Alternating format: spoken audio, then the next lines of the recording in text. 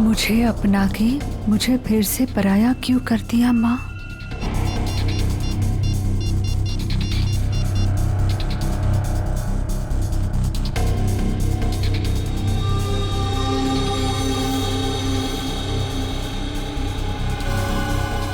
क्या आपने मुझसे कभी प्यार नहीं किया माँ?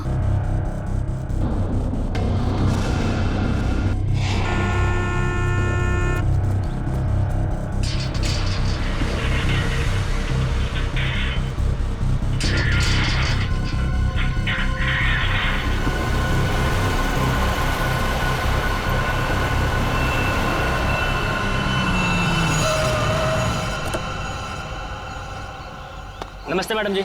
नमस्ते।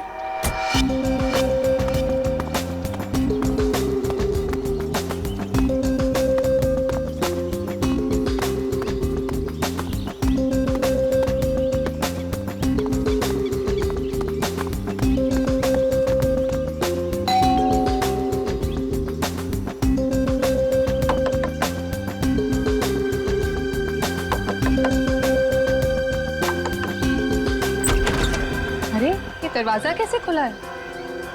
विनीता, विनीता, विनीता, कहाँ हो तुम? सो रही हो क्या? विनीता। अंकल, आंटी, कोई आवाज क्यों नहीं दे रहा है?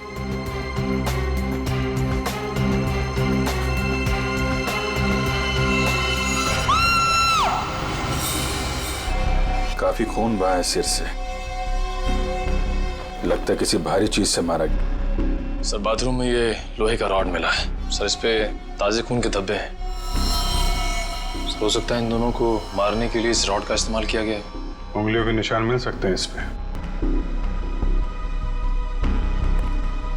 वैशाली जी, आपने सबसे पहले देखा लाशों को? मैंने और मेरी फ्रेंड विनीता ने टेनिस खेलने का प्लान बनाया था। जब मैं यहाँ आई तो विनीता मुझे नहीं मिली और अंकल आंटी की लाश।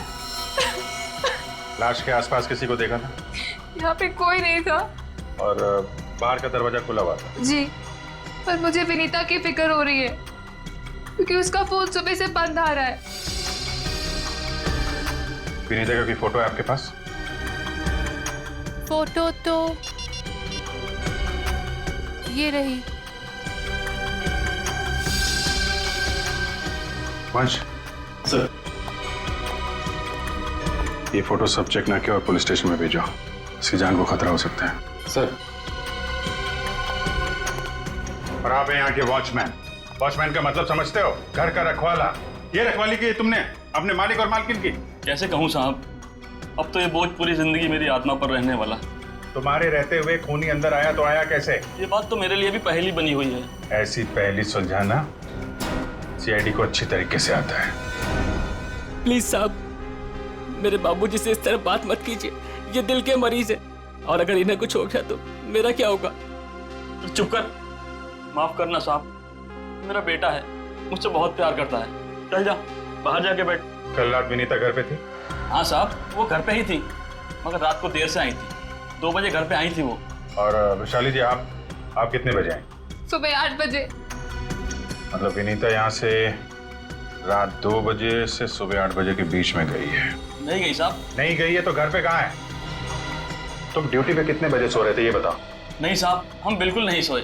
सोने की बात तो दूर, हमने सेकंड की झपकी भी नहीं ली। वैशाली एक बात बता, विनीता के परिवार वालों की किसी से कोई दुश्मनी थी? मुझे इस बारे में कुछ नहीं पता। अच्छा, विनीता के बारे में आप हमें और क्या बता सकती हैं? विनीता मुझसे अपने सारे सुख दुख बांटती थी, बस उसे अपने अनाथ होने की हीन भावना महसूस होती रहती थी। एक मिनट, आपने कहा कि विनीता अनाथ है? अंकल आंटी ने उसे गोद ले रखा था। अच्छा, विनीता का सुरेश जी और उनकी पत्नी के साथ कैसा संबंध था? बहुत अच्छा था, जैसे कि उसके सगे माँ बाप हो। पर विनीता से वो एक ही बात से नाराज होते थे। कौन सी बात? रोहन। ये रोहन कौन है? वो सुरेश अंकल के दोस्त धनराज जी का बेटा था। उससे विनीता बहुत प्यार करती थी, पर इन्हें ये रिश्ता जरा भी मंजूर नहीं था। रोहन ठीक आदमी नहीं था क्या? एक नंबर का शराबी। उसकी शराब पीने की लत की वजह से उसके माँ बाप ने उसे जायदाद से बेदखल कर दिया था। शराब पीने के बाद उसे कुछ भी होश नहीं रहता। एक बार तो उसने मेरे सामने इतना बड़ा ड्रामा क्रिएट किया था। विनीता दरवाजा खोलो, खोलो दरवाजा। मैंने कहा दरवाजा खोलो वरना मैं दरवाजा तोड़ दूंगा। रोहन, मैं तुमसे अभी कोई बात नहीं कर सकती, प्लीज चले जाओ यहाँ से। मुझे अभी बात करनी है, मुझे इसी वक्त बात करनी है। खोलो दरवाजा, खोलो। साहब बिटिया ने मना किया ना, वो आपसे नहीं मिलना चाहती है, आप जाइए यहाँ से। विनीता, ये क्या कर रही हो? दरवाजा मत खोलो। मुझसे इस तरह से बात करने वाला चला। हाँ विनीता, तुम्हारे पापा एकदम सही कह रहे हैं। अभी वो होश में नहीं है, दरवाजा मत खोलना। और अच्छे से समझा दे कि दोबारा मुझसे पंगा ना ले। हट विनीता। ये क्या ड्रामा लगा रखा है रोहन? चलो अभी चलो यहाँ से। अरे और माफी मांगो इनसे। सॉरी सॉरी वॉचमैन अंकल, मुझसे गलती हो गई। ये मेरी बदतमीजी की कीमत। दारू पी के तुम कुछ भी करते हो ना, कुछ भी बकते हो। चलो यहाँ से, चलो रोहन। इस रोहन का नंबर है आपके पास? 198234-561।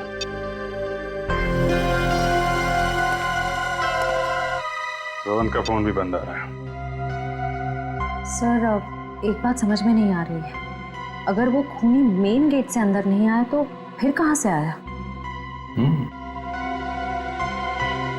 घर को चेक करते हैं।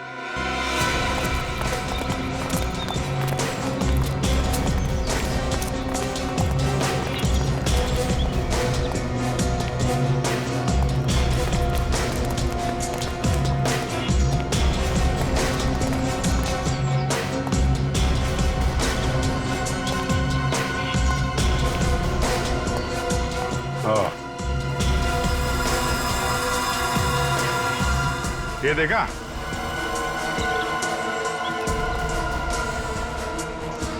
लगता है खूनी यहाँ से अंदर आया और फिर यहीं से बाहर भाग गया।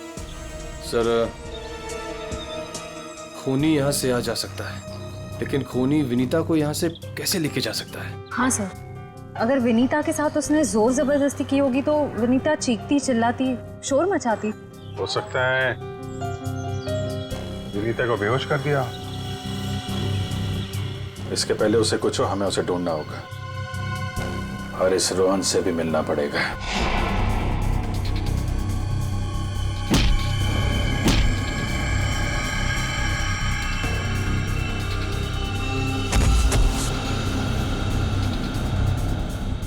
सर, अभिजीत सर ने रोहन का यही का पता बताया।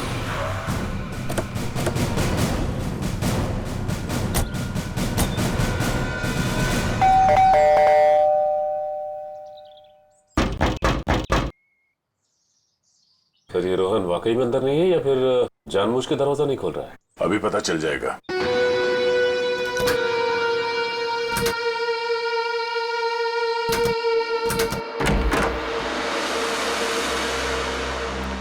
हो सकता है उसने विनीता को यहीं कहीं छुपा के रखा हो।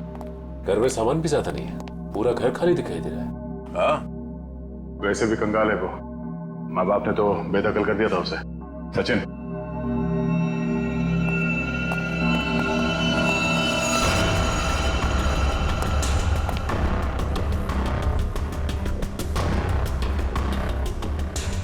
सर, यहाँ तो कोई भी नहीं है, ना ही विनीता और ना ही रोहन। हो सकता है उसने अपना ठिकाना बदल दिया। काम करो, घर की तलाशी लो, कोई ना कोई सुराग जरूर मिलेगा।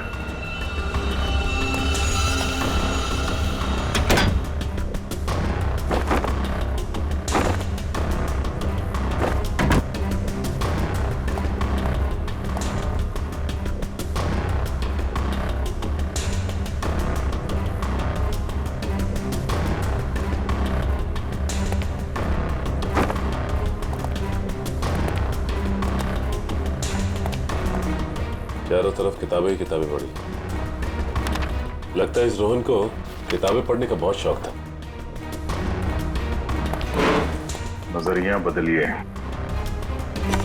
बहुत अच्छी किताब है ये।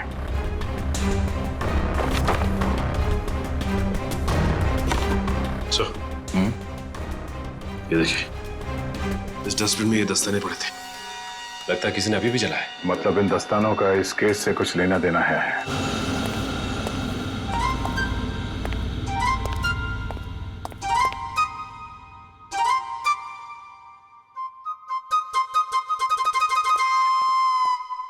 फ्रेडी सर, मेरे इतने बड़े शरीर के इत्तू से दिमाग में ना एक बात नहीं घुस रही है। कौन सी बात? ये रोहन का मेन मकसद था विनीता से शादी करना, करेक्ट? करेक्ट। फिर इसने अपने सास ससुर की जान क्यों ली?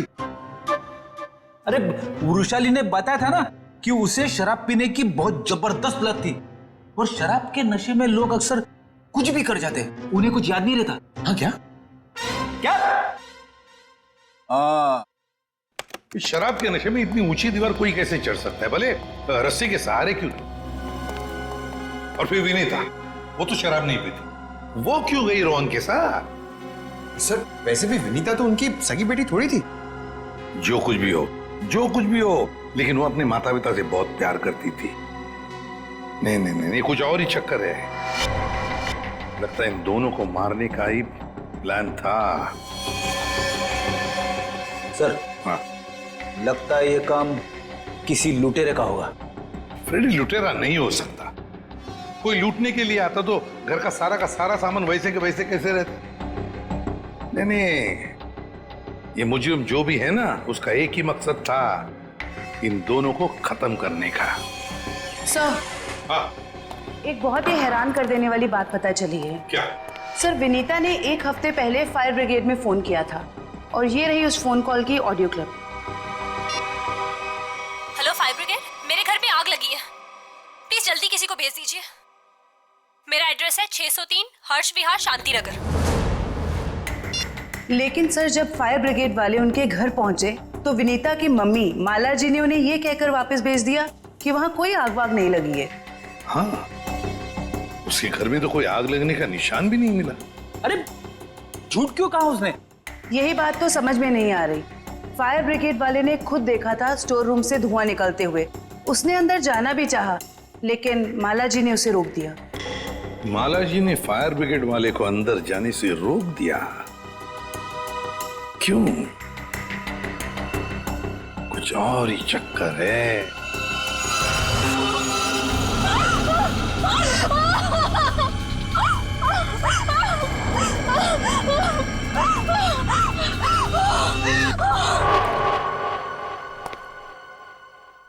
छान मारो इस जगह को अच्छी तरह से, कुछ ना कुछ जरूर मिलेगा।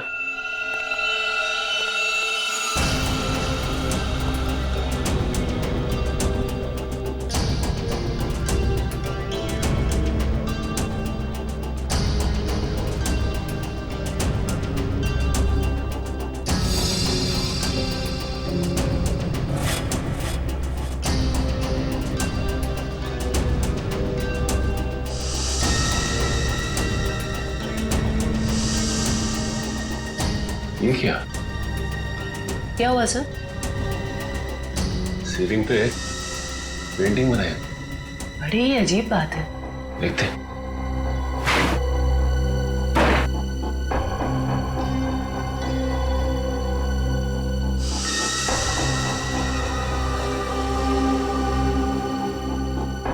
ये क्या?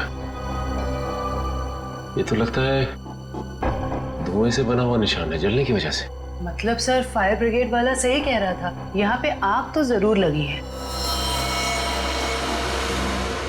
सर, इस पेंटिंग से जली हुई सीलिंग को अच्छी तरह छुपाने की कोशिश की है। लेकिन सवाल ये उठता है कि सुरेश की पत्नी ने झूठ क्यों बोला फायर ब्रिगेड से?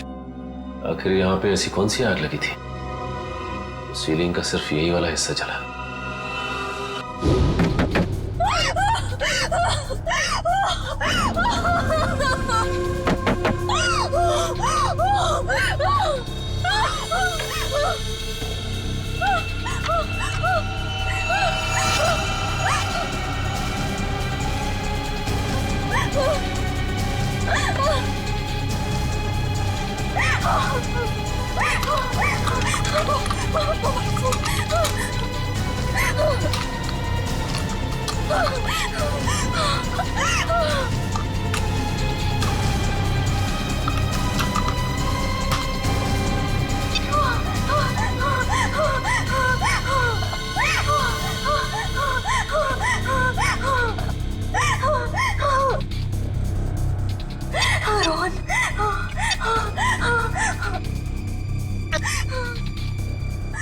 रोहन फोन क्यों नहीं उठा रहा?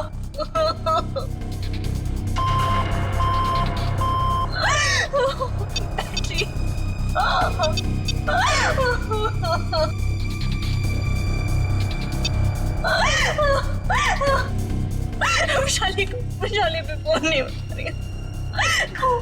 बैटरी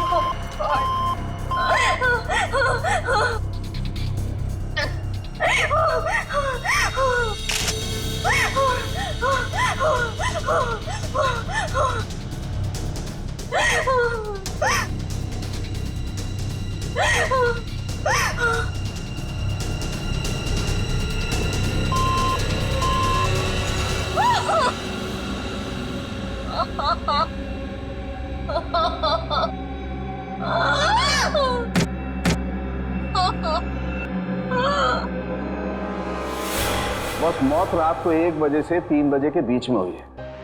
और सर वॉचमैन कह रहा था कि विनीता रात को 2 बजे घर लौटी थी। सर अगर खून उससे पहले हुए होते तो वो चीखती चिल्लाती या बाहर जाती।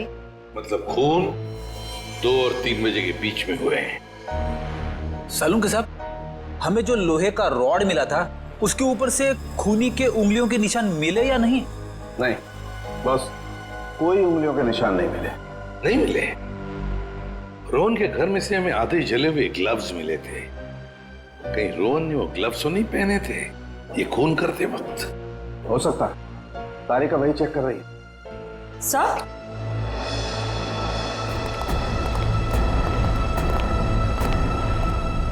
सर ये खास किस्म का सॉल्यूशन है, इकोडेल्पाइट नाम। अगर मैं इस सॉल्यूशन को इन दस्तानों पर डालूं तो इन दस्तानों पर जो कुछ भी लगा हुआ होगा वो अलग हो जाएगा। अरे वाह, फॉरेंसिक टेक्नोलॉजी कहां से कहां पहुंच गई है।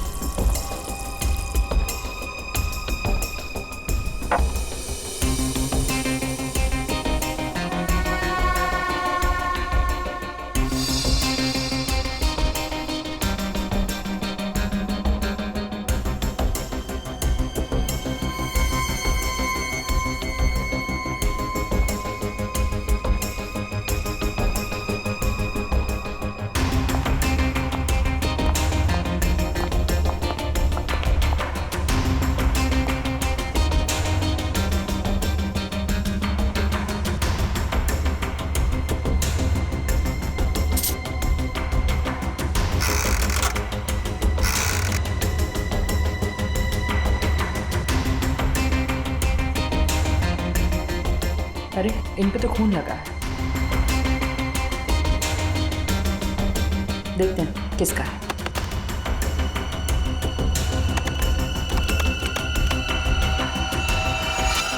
पॉजिटिव सर, ये खून मिस्टर एंड मिसेस सुरेश का ही है। मतलब सर ये खून रोहन ने ही किया है? एक मिनट होल्ड ऑन।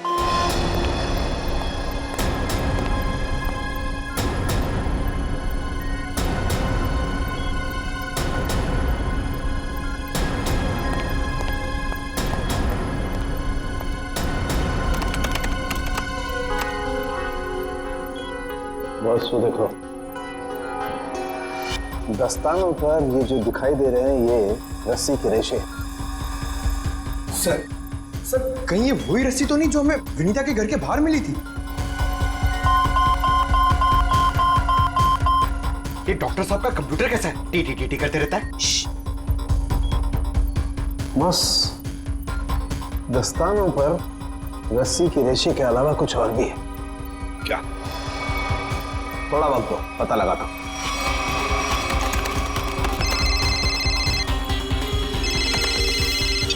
हाँ श्रेया, ठीक है। क्या? सर विनीता का फोन थोड़ी देर के लिए ऑन हुआ था, उसके घर के बिल्कुल करीब। और सर उसने सोशल नेटवर्किंग साइट पे अपने दोस्त को एक SOS मैसेज भी भेजा है। श्रेया मुझे लिंक अभी भेज रही है सर, ये देखिए सर। मैं घुटन से मर रही हूं, प्लीज मुझे बचाओ। Vinita, my God.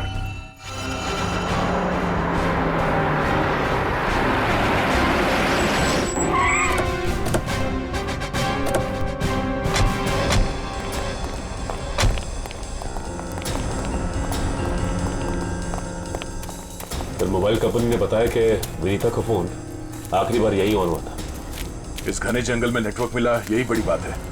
जरा देखो आसपास।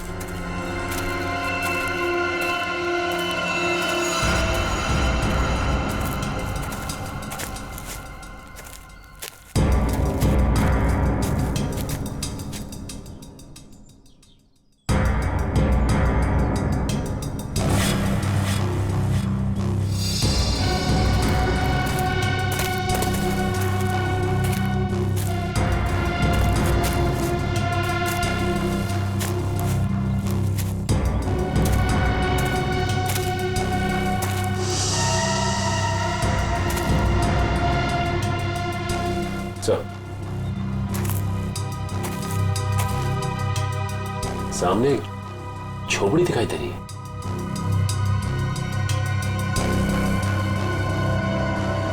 दिव्या, वंश,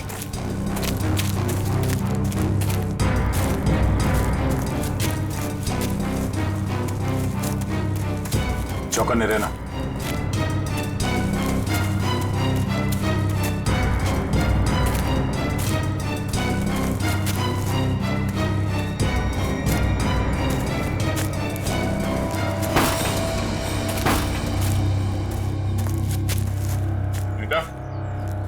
बेटा,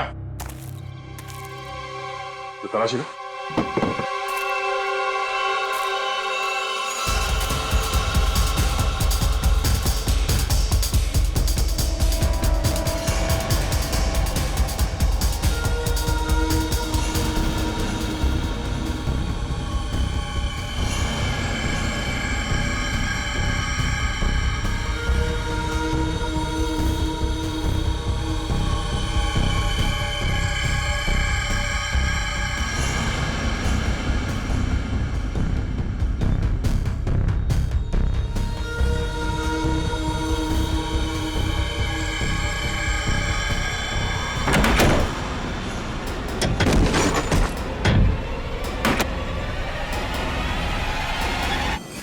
सॉरी वॉचमैन अंकल, मुझसे गलती हो गई। हम लोग सोच रहे थे कि सब रोहन का किया था, पर किसी ने इसे ऊपर पहुंचा दिया। सर नहीं, ऐसा तो नहीं कि विनीता ने अपनी आत्मरक्षा के लिए इसे मार दिया? नहीं, इसे भी ठीक वैसे ही मारा है, सर पे वार करके, जैसे विनीता के माँ बाप को मारा था। खूनी को एक ही है। लगता है कि खूनी ने रोहन को मारा और विनीता को साथ ले गया।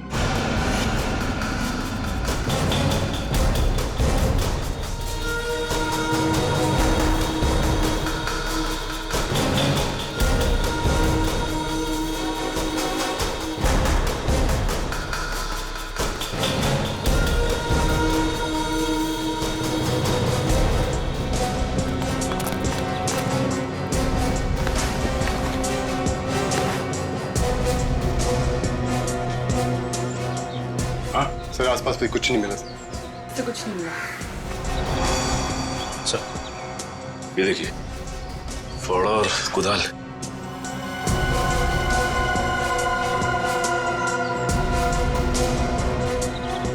कहीं जमीन के नीचे तो नहीं? यहाँ पे खुदाई का सामान पड़ा हुआ है, जरा फावड़ा दिखा ना।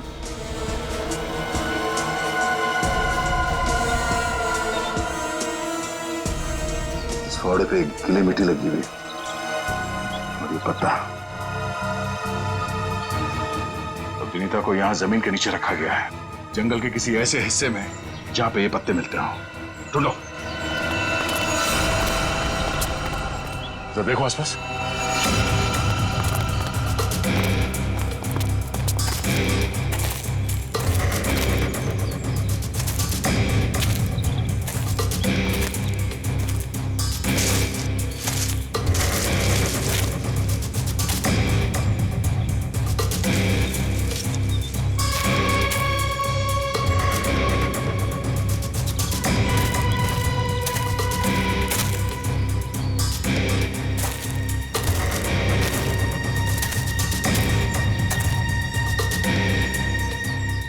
सचिन, वंश, दिव्या,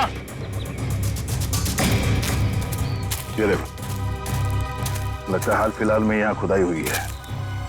वंश, खुदाई का औजार लिया जल्दी। सर।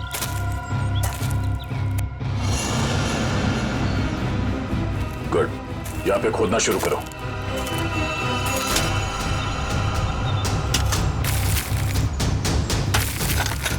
एक मिनट हट जाओ।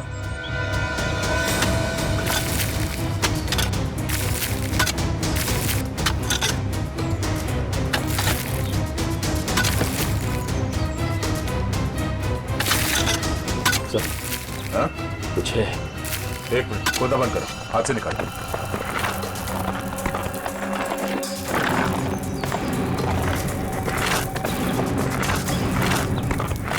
तो इसके अंदर तो नहीं?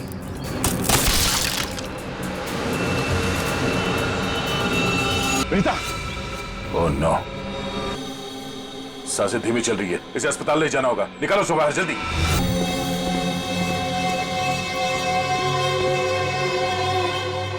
इतना समय बीत गया है, पता नहीं किस हाल में होगी विनीता। हम तो वक्त रहते उसे यहाँ ले आए, उम्मीद तो यही है कि वो ठीक हो जाएगी। ठीक भी हो जाएगी तो भी रोहन की मौत और उसके माँ बाप की मौत का सदमा पता नहीं बर्दाश्त कर पाएगी कि नहीं। मैं हमेशा कहता हूं कि सीआईडी में सबसे मुश्किल काम यही है, किसी को किसी अपने की मौत की खबर देना। हाँ डॉक्टर साहब, कैसी है विनीता? अब खतरे से बाहर है, उन्हें होश आ गया। गुड, हम उनसे बात कर सकते हैं? हाँ बात कर सकते हैं, लेकिन वो काफी तनाव में, बहुत देर तक कम ऑक्सीजन में रहने की वजह से फिलहाल बहुत ज्यादा कमजोर है वो। थोड़ा संभाल के ध्यान रखिएगा इस बात का। ठीक है, हम इस बात का ख्याल रखेंगे। Thank you. चलो।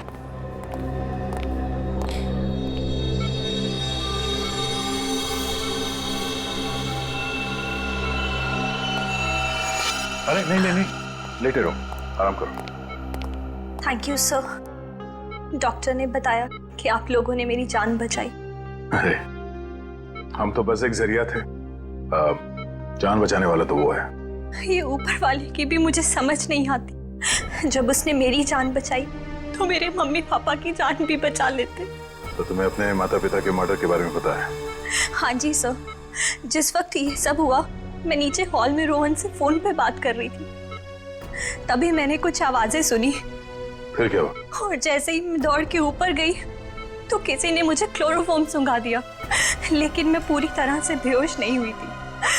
और किसी ने मेरी आंखों के सामने मेरे मम्मी पापा का खून कर दिया। सर, जिस किसी ने भी मुझे दोबारा अनाथ किया है, आप प्लीज उसे छोड़िएगा मत। उसे फांसी होनी चाहिए, फांसी। बिल्कुल, तुम्हारे माता पिता और रोहन के खूनी को हम। क्या? रोहन का भी खून हो गया? अब मैं किसके सहारे जीऊंगी?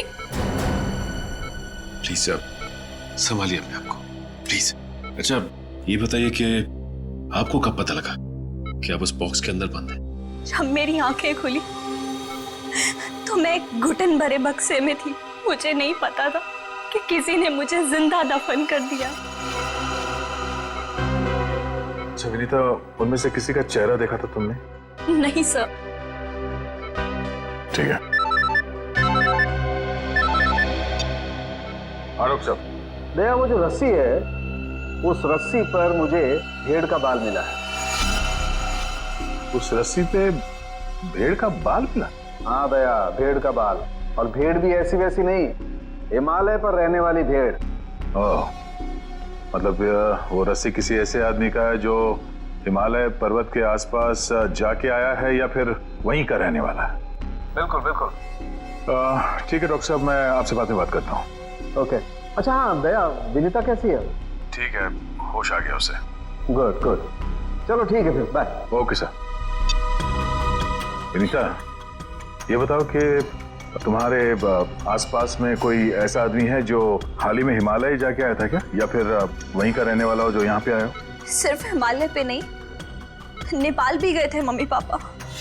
अच्छा, कब की बात है? 1 महीने पहले की। वो खुद से वहां गए थे या ये ट्रैवल एजेंट के जरिए टूर पैकेज में? टूर बुक करवाया था सर, इससे उनके पैसे भी बच जाते थे और उनके नए दोस्त भी बन जाते थे। लेकिन उन्हें नहीं पता था कि ये टूर उनकी जिंदगी का आखिरी टूर होगा। संभालो अपने आप को। विनीता, हमें उस ट्रैवल एजेंट का नंबर चाहिए। सर, विनीता के माता पिता के साथ जितने भी लोग नेपाल गए थे उन सभी से पूछताछ कर ली है। तो क्या पता चला? सर, नेपाल में एक अनाथ आश्रम है। सुरेश जी और माला जी जब भी नेपाल जाते थे वो इस अनाथ आश्रम में जरूर जाते थे। बानवीर संस्था। विनीता को भी तो यहीं से गोद लिया था माला और सुरेश ने। जी सर। हाँ, देखते हैं जरा इनसे बात करके। हेलो, देखिए मैं एसीपी प्रद्युमन बोल रहा हूँ सीआईडी से। जी हाँ, मुंबई। अच्छा देखिए, मुझे माला और सुरेश के बारे में कुछ इंफॉर्मेशन चाहिए। हाँ हाँ, वो 1 महीने पहले आपके यहाँ आए थे ना? अच्छा अच्छा, तो प्लीज एक काम करेंगे आप, वो फोटोग्राफ्स हमारे सीआईडी के वेबसाइट पर मुझे भेज देंगे आप? Okay, thank you. क्या हुआ सर? किसकी तस्वीरें मंगवाई आपने? विनीता को गोद लेने से पहले सुरेश और माला ने इसी अनाथ आश्रम से 1 साल पहले एक लड़के को गोद लिया था, गोविंद नाम में। गोविंद, लगता है फोटोग्राफ्स आ गए।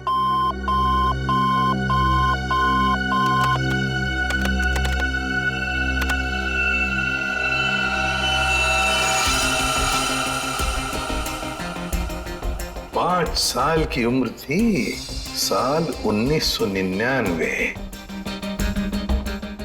मतलब सर, वो आज तकरीबन 20 साल का होगा। अभी पता चल जाएगा गोविंद अगर आज है कैसे दिखता होगा।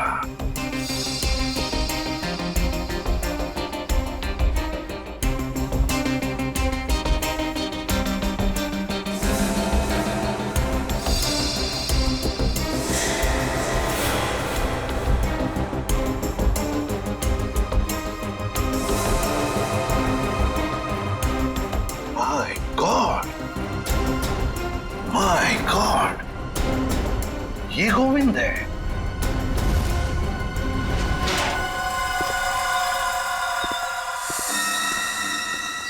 अब देखते हैं कहां भागेगा।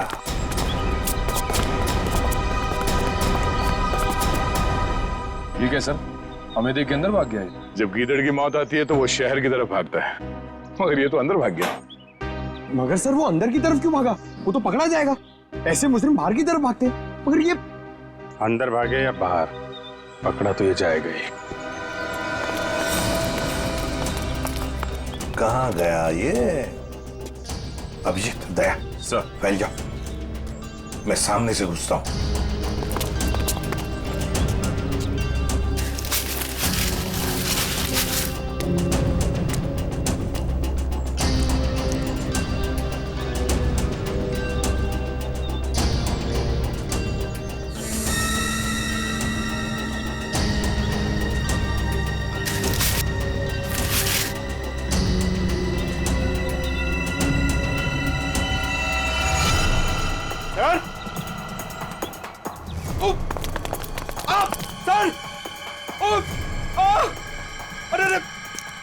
क्या हुआ? सर खुजली हो रही है सर। अरे खुजली कहां से होने लगी तुम्हें? सर बहुत तेज खुजली हो रही है सर। ये झाड़ की वजह से। अभिजीत, क्या हुआ इसे? सर ये प्लांट ये बहुत गड़बड़ है, इसकी वजह से इसको खुजली हो रही है। एक मिनट, अरे जल्दी से हॉस्पिटल ले जाओ। कुछ नहीं होगा, आ जाओ आराम से संभाल के। तो जानबूझकर हमें यहाँ अंदर बुलवा लिया है, जाल रचा है उसने खुजली वाले पौधों का। संभल के रहना, यहीं कहीं छुपाई है।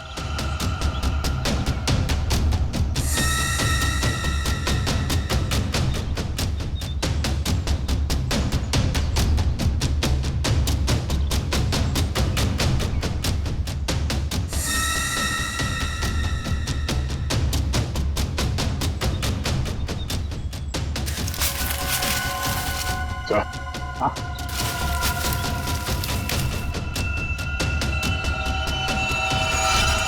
चलो वहां देख लो, बहुत बना लिया पौधों को हथियार। अब विदाई का समय आ गया तुम्हारा, ससुराल चलना है। चलो प्लीज साहब, मेरे बाबूजी से इस तरह बात मत कीजिए। बहुत गड्ढे खोद लिए दूसरों के लिए, गिर गए ना उसी में। सर पानी मंगाइए सर, वरना मैं खुजली से मर जाऊंगा। पानी क्यों?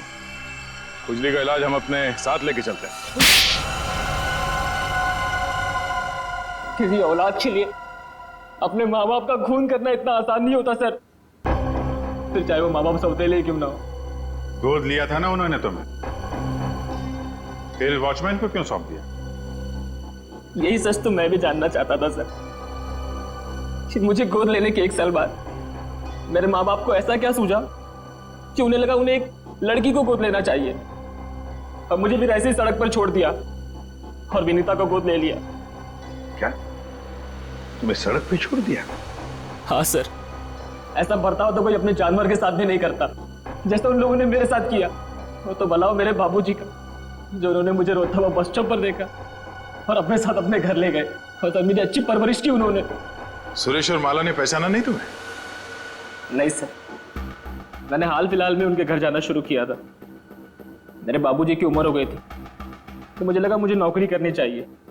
क्या तुम्हारे बाबूजी जानते नहीं थे कि तुम उनके मालिक के बेटे हो? नहीं सर, जब मैं उन्हें मिला था तब वो वहां काम नहीं करते थे, और सर मैं इसे कोई इत्तेफाक नहीं कहूंगा, तो भगवान ने मेरे साथ इंसाफ की। तुम्हें किसने अधिकार दिया सजा देने का?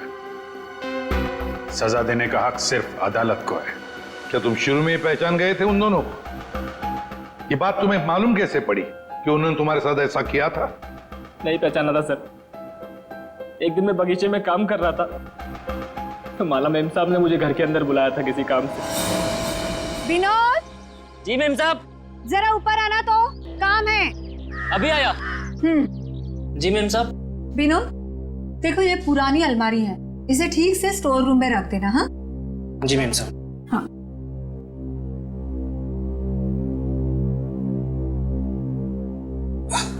क्या हुआ विनोद, बहुत भारी है क्या? बहुत ज्यादा भारी मैम साहब। एक काम करता हूँ, इसमें से कुछ सामान बाहर निकाल लेता हूँ। मगर निकाला हुआ सामान फिर से रख देना अंदर। हाँ जी मैम साहब। हाँ।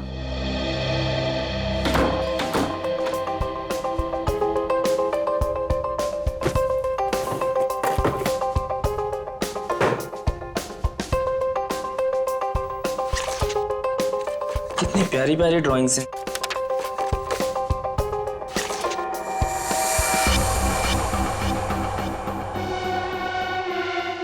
ये तस्वीर तो मेरे बचपन की है। इसका मतलब साहब और मेम साहब ने मुझे गोद लिया था। विनोद, कितनी देर, जल्दी करो। जी मेम साहब, बस हो गया।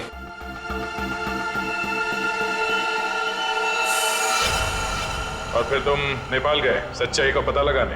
हाँ सर, और जब मुझे सच का पता चल गया तो मैंने पूरे परिवार के नाक में दम करना शुरू कर दिया।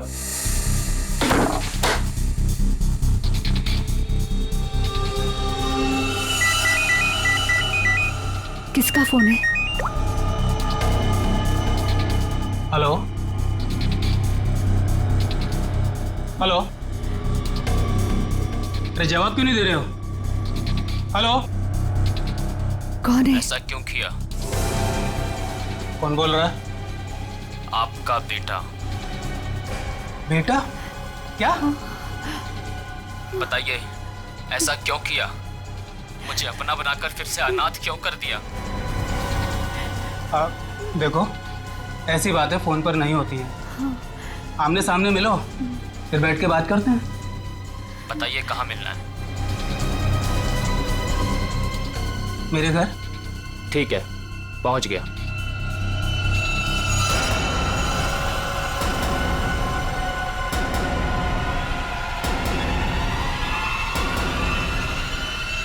स्टोर रूम की अलमारी में तुम्ही ने आग लगाई थी ना?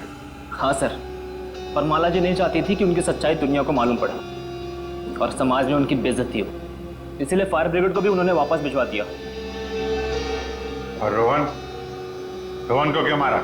मैं रोहन को नहीं मारना चाहता था सर, उससे मेरा कोई लेना देना था ही नहीं। मैं तो उसके घर गया हुआ था वो दस्ताने रखने के लिए, ताकि आप लोगों को दस्ताने उसके घर से मिले और आप लोग उस पर शक करें। उसने मुझे देख लिया सर, मजबूरन मुझे उसे मारना पड़ा। बदले की आग में तुमने 3-3 खून किए, एक मासूम को जिंदा दफनाने की कोशिश भी की। ये कैसा बदला? अब ये बदले की आग तुम्हें फांसी के फंदे तक ले जाएगी, फांसी के फंदे तक।